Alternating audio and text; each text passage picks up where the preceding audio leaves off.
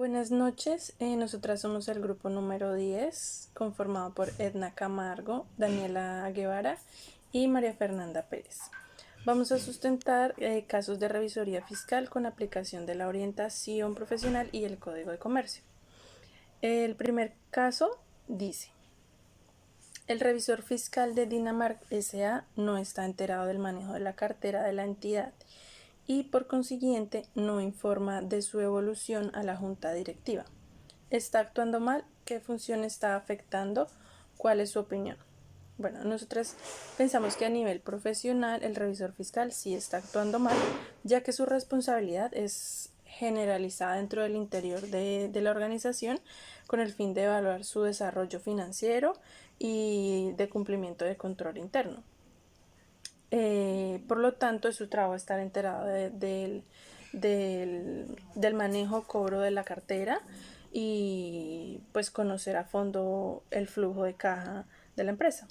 De acuerdo al artículo 207 del Código de Comercio, en el cual se especifican las labores de un revisor fiscal dentro de la empresa, se especifica que el revisor fiscal debe, abro comillas, de cerciorarse de que las operaciones que se celebren o cumplan por cuenta de la sociedad se ajustan a las prescripciones de los estatutos, a las decisiones de la Asamblea General y de la Junta Directiva.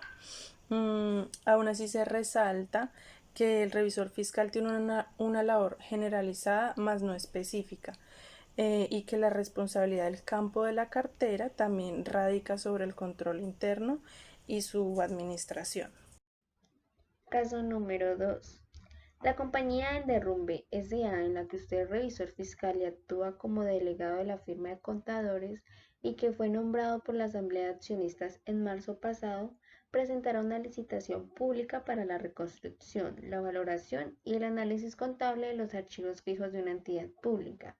La compañía El Derrumbe S.A. es experta en avalúos técnicos y le solicita a su firma de contadores que participen conjuntamente mediante un consorcio en el cual la firma CP se encargaría de llevar a cabo toda la parte contable. Indique si esto es posible y justifique jurídicamente su respuesta. Bueno, legalmente no es posible, ya que estaría violando el Código de Comercio, en especialmente el artículo 205, el cual indica que de ninguna manera se podrá ser revisor fiscal quien esté asociado a la misma empresa o alguno de sus subalternos. Asimismo, estaría violando el artículo 48 de la Ley 43 de 1990, el cual estipula, y cito: el contador público no podrá prestar servicios profesionales como asesor, empleado, contratista, personas naturales o jurídicas a quienes haya auditado o controlado su carácter de funcionario público o de revisor fiscal. Esta prohibición se extiende por el término de un año contado a partir de la fecha de su retiro de cargo. Asimismo, el artículo 50 de la misma ley expresa: cuando un contador público sea requerido para actuar como auditor externo, revisor fiscal, interventor de cuentas o árbitro de controversia de orden contable, se abstendrá de aceptar tal designación si tiene con alguna de las partes parentesco dentro del cuarto grado de consanguinidad, primero civil, segunda afinidad, o si median vínculos económicos, amistad íntima o enemistad grave, intereses comunes o cualquier otra circunstancia que pueda restar independencia o objetividad a sus conceptos o actuaciones. El tercer caso dice: el revisor fiscal Pepe Gutiérrez, mediante una investigación, detecta que la empresa Textiles S.A. incurrió en un fraude en un contrato con la alcaldía de Valledupar, en la que se deducen varios gastos que son completamente falsos. ¿Cuánto tiempo tiene para denunciar? Según lo investigado por nosotras, encontramos que en el Código Penal dice muy claramente que el revisor fiscal tendrá hasta 6 meses desde la fecha en la que él conoció de estos hechos para informar a las entidades competentes y que se tomen las medidas necesarias para estos casos. El cuarto caso nos dice: los directivos del Banco de Sangre, entidad que cuenta con revisor fiscal y su respectivo suplente, notan que las funciones atribuidas al titular son ejercidas simultánea e indistintamente, tanto por el revisor principal como por el suplente. Cargo que se creó solo para actuar en un momento dado por la ausencia temporal o definitiva del titular. ¿Qué medidas debe tomar la entidad?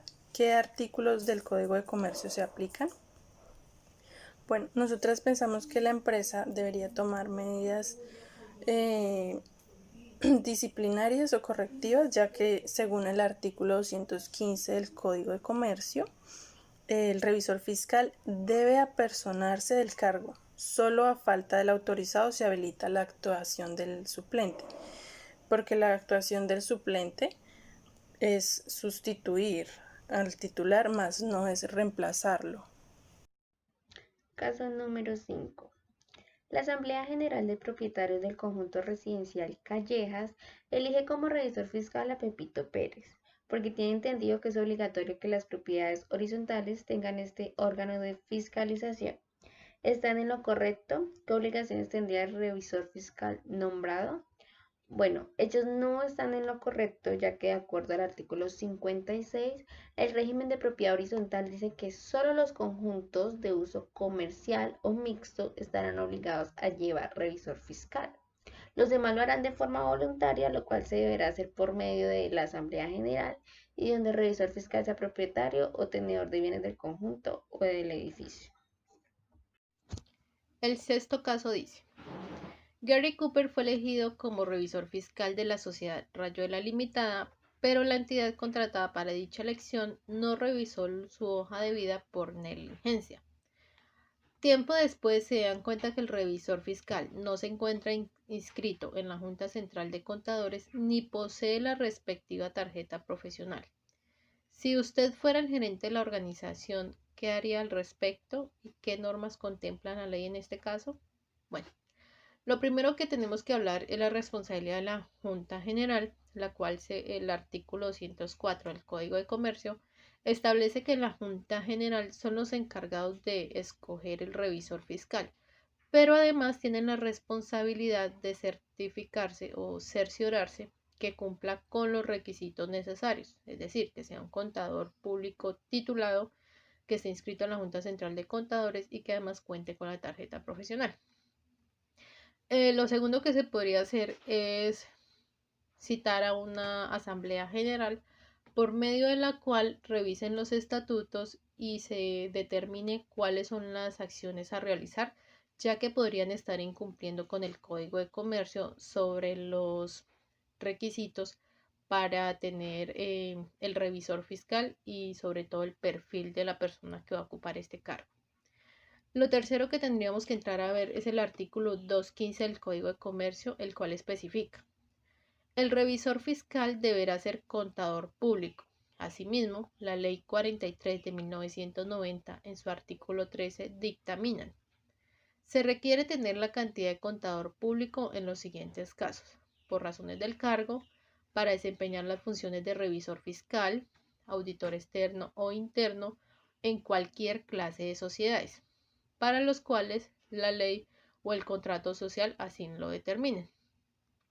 Esto quiere decir que lo más importante en este caso fue que la Junta General no cerciorara la documentación que el profesional traía o el aspirante traía para ocupar este cargo.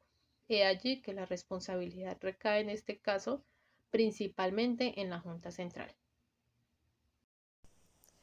El séptimo caso dice: Jorge es revisor fiscal de Isagen y le propusieron ser candidato para el mismo cargo en ETB, en la que fue elegido por el máximo órgano. Ambas empresas son públicas. ¿Jorge puede ejercer el cargo en las dos empresas? Claro que sí lo puede ejercer en las dos empresas. Está estipulado en el artículo 215 del Código de Comercio, que dice: el revisor fiscal deberá ser contador público.